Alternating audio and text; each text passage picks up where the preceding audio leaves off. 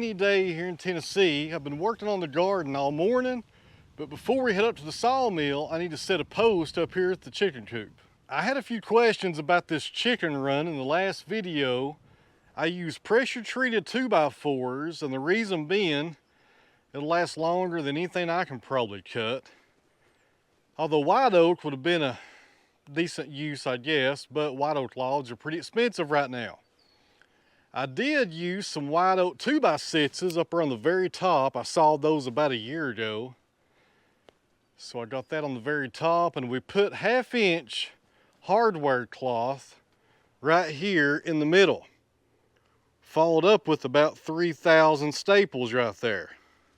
The size of this run is 10 by 16, and we could also at any time add on to it and make it longer. Although for 12 chickens, I think we're in good shape right there. So I'm pretty happy with this chicken house so far. I've got a lot of good security around the building with the retaining wall, the buried wire, but there's one more thing I want to add, and that's electric wire around the bottom of it. We get coyotes around here. Sometimes during the middle of the day, you'll see coyotes run through these fields.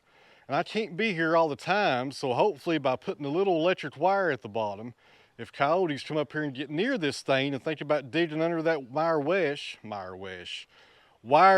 I'm saying stuff backwards today. If they think about digging into that, they'll hit that electric wire, and hopefully that's enough deterrent to keep them away. So now we'll get the 574 and bring the auger up here and put us a hole right there and put us a 4x4 in the ground and mount the charger. Now we got Mama Cat up here. She likes staring at them too. The hatefullest cat on YouTube right there. She ignores me all the time.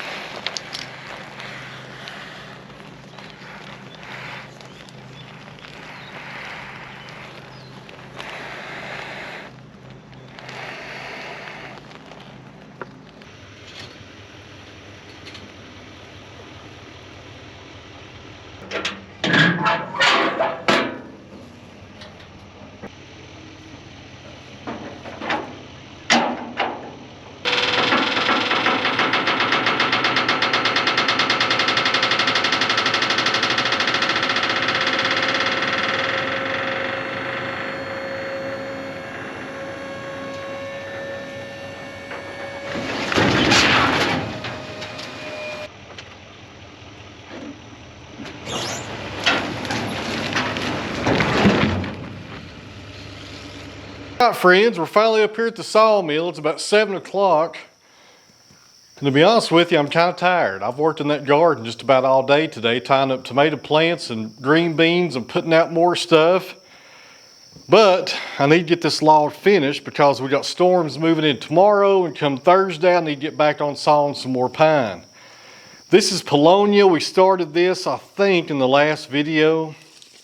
It's a pretty nice log. The width right here is about 22 inches. I think I'm going to flip it 180 and start from the other end. and go ahead and set this on pattern mode, which means it'll do 2-inch cuts all the way down to the bottom of the sawmill.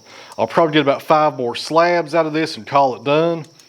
If you didn't see that last video and you're kind of wondering what Paulownia is, I'll leave a link down below. You can go check that out. We go over the history of this kind of species and the best uses for it.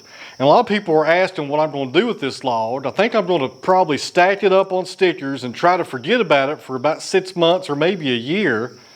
Usually the longer the better when you let stuff air dry. Then I'll probably come back and put it in the kiln. I think this will make some really nice, unique tables, maybe next summer. All right, so we'll finish this one up, guys, and call it a night. On the sawmill, I'm running the Joe Maine Silver Tip Turbo 7. I get those from Joe down in Georgia. If you want those blades, give him a cell phone. Give him a cell phone. My goodness, I am tired. Give him a phone call. His cell phone number is down in the video description. All right, I think I'll get through this log tonight and not get too wore out. We'll see what happens though. Thanks for watching, guys. Let's finish this one up.